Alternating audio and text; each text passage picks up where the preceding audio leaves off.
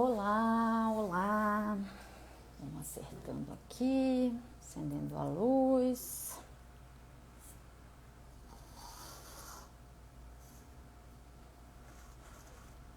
Boa noite todo mundo. Oi, gente. Boa noite. Então, vamos ao momento super aguardado. Eu mandei ontem nos stories um raio-x que uma amiga me mandou de uma paciente que ela atendeu que fez uma cirurgia plástica. E aí essa paciente fez todos os exames pré-operatórios e estava tudo ok, foi liberada por todo mundo, né? E aí essa paciente depois acabou que na internação teve outros problemas não relacionados à cirurgia, mas eu vou contar a historinha rápida para vocês aqui enquanto a gente dá uns minutinhos pro pessoal conseguir conectar. Então, essa paciente era uma paciente de 50 anos, tá? Hoje a aula é de dispneia, tá, gente? Dispneia, falta de ar. Eu vou só para dar o resultado do post que eu coloquei, da caixinha de perguntas, sobre esse raio-x aqui, que eu postei ontem, perguntando qual era a alteração. É uma paciente de 50 anos que foi fazer uma cirurgia plástica, fez o pré-operatório. Esse era o raio-x de pré-operatório dela, que foi dado como normal. Mas não é normal, tá? Já nesse raio-x a gente vê que não é normal. A paciente acabou, não tem relação com isso, mas acabou tendo outras complicações no pós-operatório. E aí ela se lembrou, depois de muito interrogado que eu orientei para minha colega, ela se lembrou de repente de um problema que ela tinha, que eu vou contar qual é. Então, para falar para vocês sobre raio-x, esse raio-x aí, a alteração dele é no mediastino, tá? Esse raio-x tem o mediastino alargado, então essa é a resposta para esse raio-x, ele não é normal.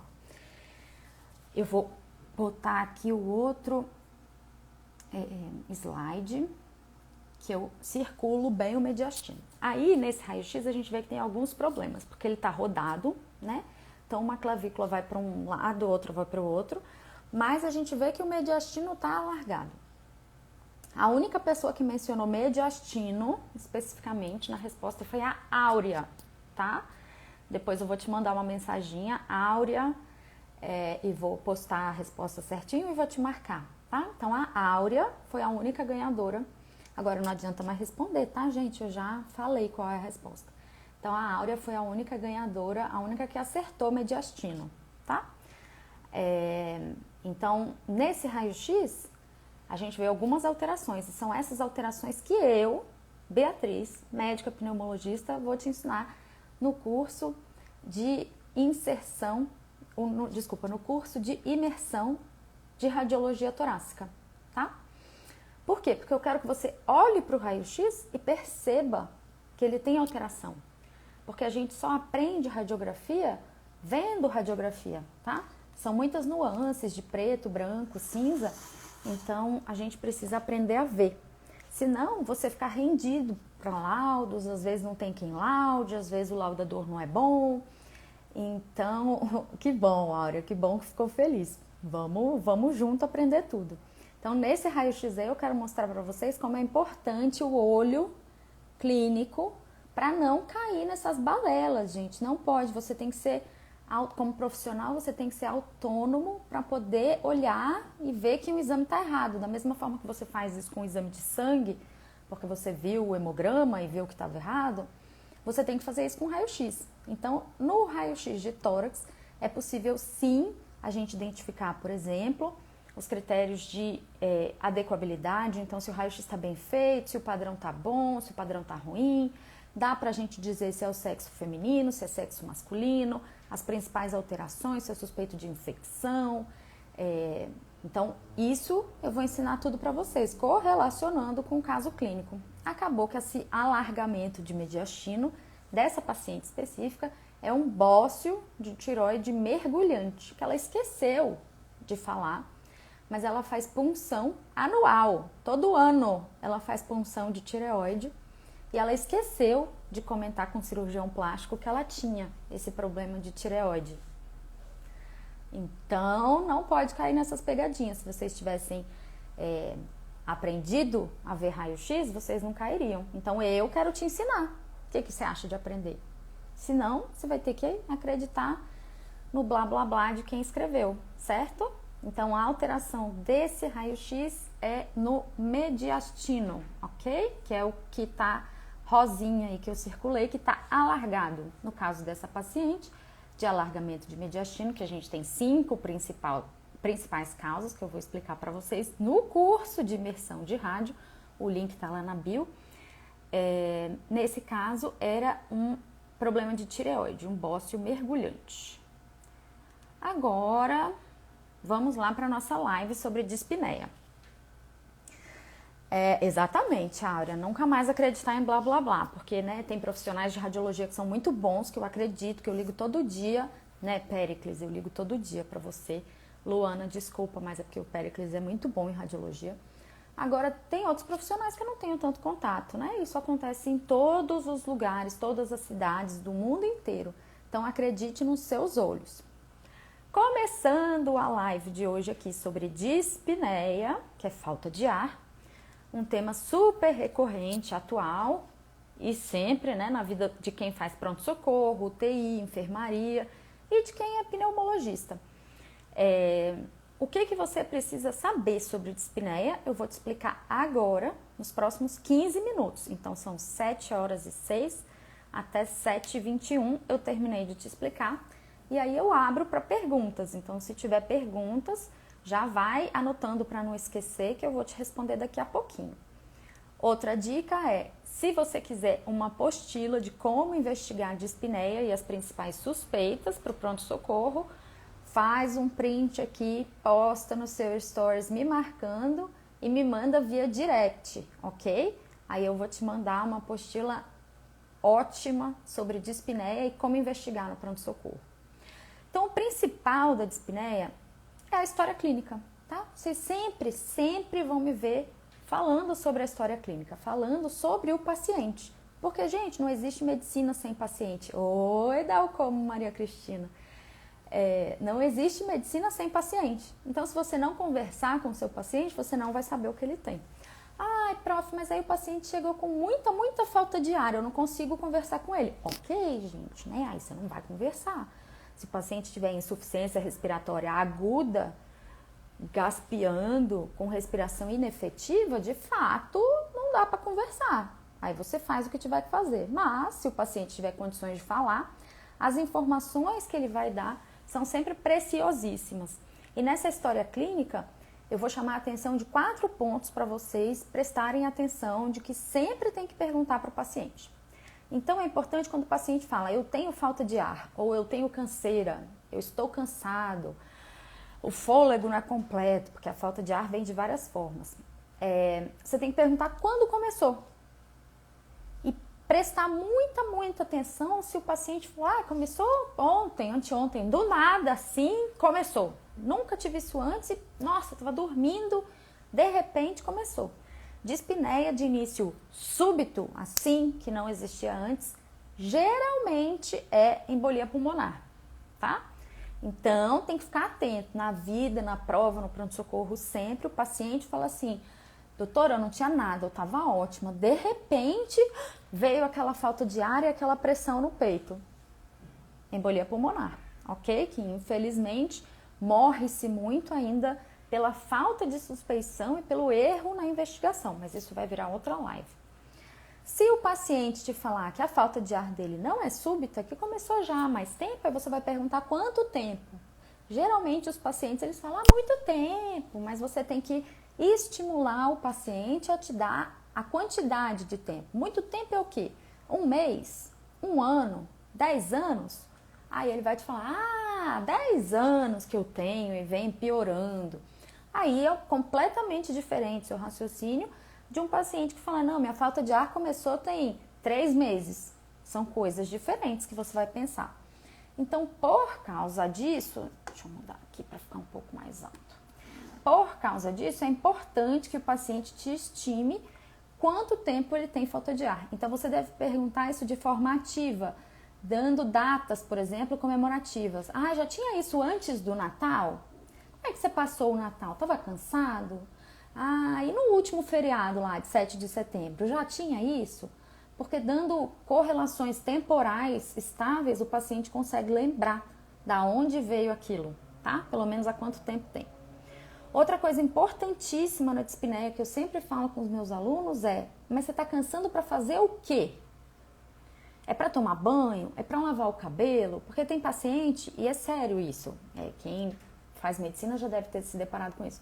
Tem paciente que fala: eu canso para tudo. Aí você pergunta: mas o que é tudo para você? Você cansa para tomar banho? Não, doutora, claro que não, para tomar banho não. Você cansa para lavar o cabelo? Não. Você cansa para escovar o dente? Não. Então não é para tudo. Então, o tudo do paciente não significa que ele tem dispneia em repouso, ok? Então, você precisa quantificar de uma forma objetiva, com coisas do dia a dia, para saber o quanto aquela dispneia atrapalha a vida do paciente, o quanto está restringindo as atividades do paciente. Oi, gente. E isso tem uma classificação na pneumologia, que a gente usa a classificação de MRC, tá? O MMRC, que é para dizer se é os grandes esforços, moderados esforços, médios esforços, pequenos esforços. Mas o mais importante é que você coloque para que o paciente cansa, objetivamente. Porque na consulta de retorno, caso seja no consultório, você pode comparar com aquilo que você perguntou. Então, se o seu consultório, por exemplo, tem que subir um lance de escada para o paciente chegar, você pergunta: e hoje, cansou para subir a escada? Aí, na próxima consulta, você já tem seu parâmetro, ok? É importante perguntar para o paciente também o que ele faz que melhora ou que piora. Então, por exemplo, seu fulaninho, quando o senhor dorme, você acha que piora a falta de ar? Nossa, piora muito, muito, muito. Parece que a falta de ar sabe que é de noite, só vem de noite quando eu tô deitado. Aí já faz a gente pensar, por exemplo, em problema cardíaco, tá? Ou problema de hipervolemia, que está acumulando líquido, mas também pode ser asma. Não, doutora, eu canso só quando eu tô no trabalho. Quando eu tô em casa, eu tô ótimo. Bom, se você cansa no trabalho, então deve ser alguma coisa que você tá respirando no seu trabalho. Então, isso é super importante. Mesmo se você estiver numa consulta de pronto-socorro, que as coisas têm que fluir mais rápido, você consegue fazer essas 4 perguntinhas que eu tô deixando aí em 2 minutos, tá? Jogo rápido, dá para perguntar. E no consultório, você tem muito mais tempo, então você pode investigar muito melhor. Outra pergunta super importante é se o paciente tem sintomas associados. O que isso quer dizer? Quando tem falta de ar, tem tosse? Tem catarro? Tá chiando o peito? Dói o peito? E essa dor fica só na frente? Vai para a mandíbula? Porque se o paciente estiver infartando, ele pode ter falta de ar. E aí junto ele pode ter uma dor torácica. Se o paciente tiver uma embolia pulmonar, ele vai ter falta de ar. E junto ele pode falar que uma perna está doendo. Então é sempre importante perguntar das outras partes do corpo, especialmente no tórax, mas se tem alguma outra coisa que está diferente na vida dele, que começou a doer, coçar, piorar, tá? Porque isso vai direcionar muito o nosso raciocínio clínico para cada suspeita. E aí a gente não vai precisar pedir 50 mil exames sem necessidade, ok? Para você que está curtindo essa live e quer saber tudo como investigar da dispneia no pronto-socorro, faz um print, posta no seu stories e me marca. Depois me manda por direct, que aí eu vou te mandar uma apostila super legal das principais hipóteses de dispneia em pronto-socorro e como investigar, ok? Segunda coisa que eu preciso saber da dispneia, as comorbidades, que são as doenças que o paciente já sabe que tem. E aí tem que perguntar de forma ativa. Lembra o casinho que eu contei da paciente que esqueceu que tinha um problema de tireoide, mesmo fazendo a punção de tireoide todo ano? Então você tem que perguntar coisas que você sabidamente perceba que o paciente tem ou que você tenha conhecimento visual pela ectoscopia ou que seja comum de pacientes com dispneia ter. Então, perguntar se tem problema de coração, tem problema de outro problema de pulmão, já teve pneumonia antes, teve asma na infância, já infartou, tem refluxo. Então, você direciona, faz perguntas ativas para o paciente daquela doença específica que você quer saber. Porque senão, sabe o que acontece? Você fala assim com o paciente, tem alguma doença? Aí ele fala, não. Ah, ótimo. Aí no fim da consulta, ele tira um papelinho do bolso e fala assim com você, doutor, o senhor pode renovar essa receita para mim? E aí lá tem remédio, diabetes, pressão, tireoide, colesterol. É ou não é? Quem nunca já passou por isso? Pegadinha do interno. Então você não pergunta, tem alguma doença? Você pergunta especificamente as doenças que são mais comuns para aquela idade ou para o que o paciente está se queixando. Então, falta de ar. Falta de ar pode ser o quê? Coração. Já infartou? Já teve problema de coração? Tem arritmia? Não. Pressão alta? Tireoide? Tem que perguntar ativo, gente. Isso salva um tempão, economiza um tempo super grande e você, assim, flui melhor o pensamento e não cai nessas pegadinhas de não saber o que o paciente tem. Ok? Então, perguntas ativas. É isso mesmo, Aline, sempre acontece. O paciente nunca tem doença nenhuma, mas ele toma uns 50 remédios. E eu escuto isso várias vezes. Eu sou saudável, doutora, eu tenho uma saúde de ferro. E toma lá 5 remédios diferentes prescritos pelo médico. Então, se liga. Terceira coisa que a gente precisa perguntar sobre dispneia, sobre os hábitos e vícios, tá? E nisso a gente inclui, por exemplo, se é sedentário, se faz atividade física, qual atividade física, quanto tempo dura a atividade física. Porque, sério, se você for perguntar para o paciente, você faz atividade física? A maioria vai falar, aham, eu caminho. Mas você caminha quanto? Quantas vezes na semana? Quanto tempo dura? Ah, não, eu caminho quando eu vou levar minha filha na escola. Isso é quanto tempo? 2 minutos, é na esquina de casa. Então, você tem que perguntar, mas você faz caminhada durando quanto tempo? É toda semana? Ó, vamos ver a dica da Aline. A Aline é gineco, gente. Para os alunos, oriento perguntar se tem doença, isso, se toma algum remédio. Perguntar sempre junto, porque os remédios indicam já a doença que o paciente tem. Mas muitas vezes o paciente não sabe o nome do remédio. Ele fala que toma um azulzinho, o branquinho com corte no meio, o amarelo, o comprido. Então, isso é um problema. Então, de hábitos também é importante você sempre direcionar perguntas ativas. Então, faz atividade? Sim. O quê? Caminha? Pedala? Pedala quanto? Todo dia? Quantas vezes na semana? Ah, eu faço pilates. Quanto? Uma vez no mês. Então, isso não é atividade física regular, ok? E você sempre tem que estimular o paciente a ser mais ativo. Porque quanto mais ativo ele for, mais ativo ele será. Certo? Outra coisa importante de perguntar são os vícios. Então, fuma, ok? Fuma o quê? Né? Porque existem várias coisas fumáveis. E na vida real e na prova, é importante saber, fuma cigarro? Cigarro branco? Cigarro de palha? Paieiro, que é o cigarro de palha comercial vendido? Vape? Maconha? Crack? Se você não perguntar, você nunca vai saber. Ai, mas eu tenho vergonha, professora. Como é que eu vou perguntar se fuma maconha? Assim, ó. Fuma maconha? Ok? Tem que perguntar, porque uma coisa é diferente da outra e uma coisa pode dar um sintoma diferente do outro, certo? Precisa perguntar também, aí nas questões de hábitos e vícios, por exemplo, como é que são as condições da casa da pessoa, tá? Especialmente quanto ela come, como ela come, né? Porque a gente sabe que obesidade é uma pandemia global, então vai ter paciente que é gordinho e que vai jurar para você que come só alface. Então é importante você entender essa dinâmica com a comida. Não, você não precisa no pronto-socorro especificar tudo, o diário alimentar. Mas você precisa perguntar quantas vezes por dia come, toma muito refrigerante, porque às vezes o paciente é obeso, tem gases e está com falta de ar por causa disso. Então, se ele beber 10 litros de refrigerante por dia, talvez esse seja o motivo da falta de ar dele. Dica, hein? Quarto tópico, você precisa saber o ambiente em que o paciente respira. Isso significa que você precisa saber a casa e o trabalho dele, certo? Ah, mas ele é motoboy, ele trabalha na rua. Ok, então o local de trabalho dele é na rua, inalando a poluição da rua, certo?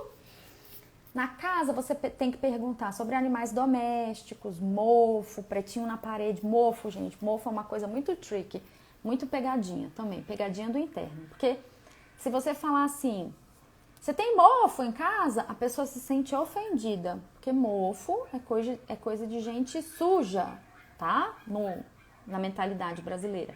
Então você não pode perguntar se tem mofo, você tem que perguntar se tem pretinho na parede, infiltração, bolor descascado na parede. Porque a pessoa, se você perguntar, tem mofo? Ela vai falar, não, doutor, imagina, eu limpo minha casa. Aí você fala, e aqueles pretinhos na parede descascado? Ixi, isso tem demais. Olha, pegadinha. Presta atenção nessa pegadinha, que essa dica é top, hein? No trabalho, precisa saber com o que a pessoa trabalha. Então, se a pessoa está com falta de ar, mas trabalha numa fábrica de tijolo, que tem que queimar, né? Botar lá no forno, tá aí a justificativa da falta de ar dela. Ah, ela é padeiro, trabalha com farinha todo dia. Ok, pode ser isso a causa de falta de ar. Então, quando você pergunta sobre o trabalho, você quer saber sobre a função que aquela pessoa desempenha. Então, como é o dia a dia dela? Você chega para trabalhar, tipo, a pessoa fala, eu trabalho, sou funcionário público, eu sempre falo esse exemplo. Mas o funcionário público existe o gari e o presidente da república. E entre isso existem várias funções. Como é a função que você desempenha? É no escritório, é na rua, é pintando? Se não especificar, não vai saber, tá? Quinta dica, mas antes de ir para a quinta dica, faltam 5 minutos para eu te explicar tudo, tempo de sobra. Antes de eu ir para os tópicos de vacina, se você gosta dessa live aqui, quer saber tudo sobre dispneia, faz um print, posta lá no seu stories, me marca, me manda por direct, que aí eu vou te mandar de volta uma apostila sobre as principais causas de dispneia no pronto-socorro e como você tem que investigar. Ok? Não vai perder essa oportunidade. Olha lá, ó. Outra pegadinha, uma aluna falando aqui da pegadinha. Pegadinha é assim, gente. Pegadinha é o forro do teto. Forro do teto, sabe? Porque tem casa que é de laje, já de tijolo, e tem casa que tem forro. Pode ser forro de madeira, de PVC, né? De várias coisas. E em cima do forro do teto, se a pessoa falar, é casa de forro, você tem que perguntar. Mas no forro mora algum bichinho? Que eventualmente mora, né, gente? Especialmente se você mora na fazenda, no interior. E os bichos são dos mais diversos. Então pode ter morcego, pode ter rato, pode ter gambá, pode ter passarinho, pombo. E isso pode dar doença pulmonar. Ótima lembrança, Vitória. Então, dica, morcego, gente. Morcego, nem me fala de morcego, porque aqui em casa agora começa a escurecer, eu já fecho para não entrar morcego aqui. Então, quinta dica, vacina. Por quê? Porque um paciente não vacinado, ele tem mais chance de ter doenças infecciosas. E a causa da dispneia dele, se for recente, não súbita, mas recente, pode ser uma doença infecciosa. Então, na pneuma, a gente sempre relembra de 3 vacinas, tá?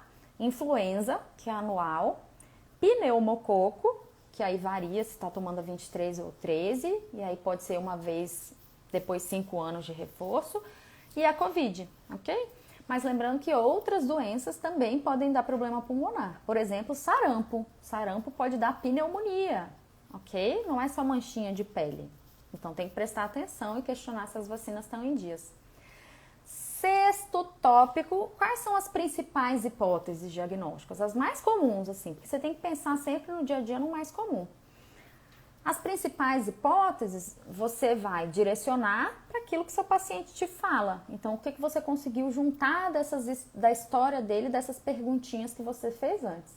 Eu dividi aqui nas principais hipóteses para você dividir em bloquinhos. Então, pensar assim, no pulmão, quais são as principais hipóteses de doenças que dão falta de ar de causa pulmonar? Embolia pulmonar, DPOC, asma, infecção. Ok? São as principais. E aí vai depender do que o paciente falar. Tem outras coisas? Claro, tem muitas outras coisas, mas falando em questão estatística, essas são as mais comuns. Coração. Se o paciente tiver um problema cardíaco, uma insuficiência cardíaca, também pode dar falta de ar. Ou pode ser um infarto, uma pericardite, uma miocardite, ok? Então, se a bomba ali, o coração, não estiver funcionando direito, isso também pode dar falta de ar, é importante lembrar. Terceiro bloquinho, via aérea superior. Muitas vezes o paciente tem falta de ar porque aqui em cima dele está obstruído. Então, às vezes ele está, por exemplo, muito resfriado e aí obstrui nariz, aumenta a amígdala e isso também pode dar dispneia. Então, você tem que ver, né, quando o paciente está obstruído, com catarro anasalado, você já percebe pela voz, mas é importante perguntar. Quarto bloquinho, músculo. Seu paciente tem músculo? Porque não ter músculo dá falta de ar, tá? Então, se seu paciente for magro, sarcopênico ou não for condicionado adequadamente, isso vai dar falta de ar. Por isso é importante ter músculos, ok? Músculo é igual a respiração, sempre. Quinto bloquinho, anatomia. Então, você vai ver se aquele paciente tem alguma alteração anatômica que possa dar falta de ar. Por exemplo, obesidade, mama volumosa, uma cifose acentuada, se ele teve queimadura no corpo. Isso tudo são causas anatômicas que pode dar restrição pulmonar e pode dar dispneia. Então, não adianta nada passar bombinha se a pessoa tiver uma cifose importante, né? 15 minutos, expliquei todos os nossos tópicos. Sua última oportunidade aqui de fazer um print, postar lá nos seus stories e me marcar para eu poder te enviar depois as principais causas de dispneia no pronto-socorro e como investigar. Agora, perguntas. Alguém tem dúvida? Perguntas? Comentários? Pegadinhas para me contar, gente? Era muita pegadinha que a gente caía na pneumo. Olha, e é pegadinha mesmo. Quando estava fazendo residência de pneumo, a gente perguntava o paciente falava, não tenho nenhuma ave em casa, não tenho passarinho, não tenho nada. Chegava o chefe lá e falava, e a sua calopsita, vai bem? O paciente, é verdade, eu tenho uma calopsita, mas calopsita não é passarinho, doutora, não voa. Já ouvi isso? De galinha também, tá? Galinha também o pessoal não acha que é ave. Então, porque não voa. Então, quando você for perguntar de passarinho, isso é uma pergunta bem pegadinha da pneumo. Outras coisas que precisa perguntar de pegadinha. Se vocês não tiverem pergunta, a gente encerra por aqui, hein? Pena. Pena pode ser ruim para o pulmão no travesseiro. Então, travesseiro de pena de ganso, de pluma de ganso, que é chique, sabe? Faz um mal danado. Se você tem um, joga fora. Não pode, tá? Porque no meio da pena do passarinho tem uma poeirinha, que quando você respira, aquilo pode dar uma reação de hipersensibilidade no pulmão. Tipo uma alergia. E pode dar até uma doença séria, com fibrose pulmonar, tá? Vamos ver aqui, Maria Cristina. Porque quando ronca muito, interrompe a respiração? Sim, roncar muito ou pouco, ou baixo ou alto, roncar é sempre um problema, tá? Porque quando você ronca, o barulho do ronco significa que você tá com problema para respirar. Isso significa ruído, respiração forçosa passando pela sua via aérea. Então, você tem que fazer esforço para respirar. O problema do ronco pode ser no nariz, pode ser na garganta, pode ser do cérebro que esquece de respirar. Então, são várias questões. Mas, quando você ronca, isso indica que você está tendo que fazer esforço. Se você faz esforço para respirar, nem todo esforço você respira. E aí, se você não respira direito, o oxigênio, o ar não entra, né? Se você fica lá igual um peixe fora d'água, assim. Aí depois sai. Isso significa que você está fazendo pausas na sua respiração. Isso impede do ar entrar corretamente, então o oxigênio não entra. E aí, durante a noite, seu oxigênio cai. E aí, fica caindo o seu oxigênio e aí volta quando você respira. Cai quando você parar de respirar, volta quando você respira. E isso, a falta de oxigênio no corpo é super maléfica, né? Porque todos os órgãos precisam de oxigênio. Então, o coração fica mais cansado, pode infartar, o rim fica mais cansado, pode parar de funcionar, pode perder a memória. Então, essas alterações de distúrbio do sono também vão virar uma live, mas você ter apneia do sono pode sim dar dispneia diurna, ok? Qual a diferença de BiPAP para CPAP? A diferença é no preço, porque o BiPAP custa uns 14 mil reais e o CPAP custa uns 3 mil reais. Mas por que essa diferença? O BiPAP significa que ele é bilevel de pressão, tá? Então ele faz uma pressão para quando você puxa o ar e uma pressão para quando você solta o ar. O CPAP ele é uma pressão contínua, ele é um unifluxo só. Então é claro que para você ter um BiPAP, que são duas pressões diferentes, mais pressão quando você puxa e menos pressão quando você solta, é mais caro, precisa de uma tecnologia maior. Geralmente, paciente que precisa de BiPAP é paciente com doença neuromuscular, que não lembra de respirar, tá? Então, para doença grave, com disfunção motora de caixa torácica ou disfunção de centro respiratório a nível de sistema nervoso central. A maioria das pessoas com apneia do sono não precisam de BiPAP, só de CPAP, tá? Inclusive, eu vejo algumas demandas, né, que os pacientes trazem, porque CPAP não é fornecido pelo SUS, tá?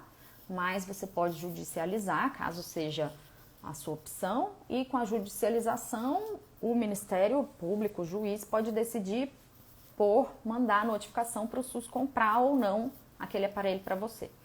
E eu vejo que alguns processos que os pacientes judicializaram, o Ministério Público deu ganho favorável, né, deu causa favorável, e aí a prefeitura, o município teve que comprar. E a prefeitura compra BiPAP, o que é muito mais caro. Deveria comprar um CPAP, né? Para a maioria dos pacientes com apneia do sono não precisam de BiPAP. Então, assim, acabam comprando, talvez sem consultar um especialista, sem saber do que realmente precisa e paga mais caro, né? Não precisava disso. Perguntas mais sobre dispneia? Não.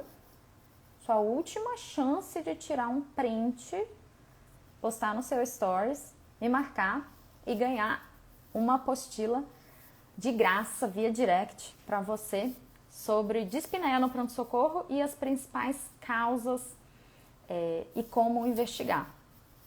Lembrando para vocês que a resposta da caixinha de perguntas, que estava lá qual aquela alteração no raio-x, é alteração de alargamento do mediastino, tá? A pessoa tinha um bócio de tireoide mergulhante. A única pessoa que acertou foi a Áurea. E ela, só ela, vai ganhar uns 10% de desconto no valor do curso. Dia 29 e 30 de janeiro, eu vou dar um curso para ensinar você a aprender a ver raio-x de tórax e tomografia de tórax, ok?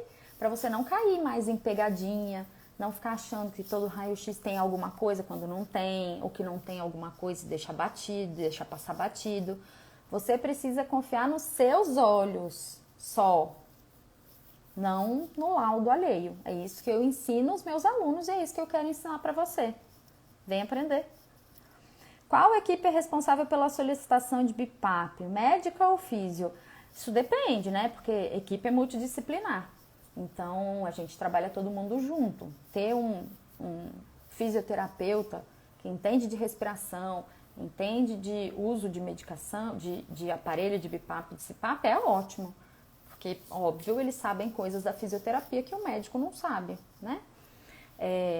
Aí isso varia muito de quem vai cuidar. Depende do hospital que você está, depende da clínica que você atende, da equipe que você trabalha. Mas eu acho que estar com várias especialidades e trabalhar em conjunto, dando feedback, conversando com várias especialidades, é sempre a melhor opção para o paciente, né? Certo, minha gente? Então, se liga, porque essa semana eu fiz uns posts muito legais sobre avião, tá? Sobre doença pulmonar e avião. Teve um que quase ninguém prestou atenção, que é, você sabe o que é MEDIF?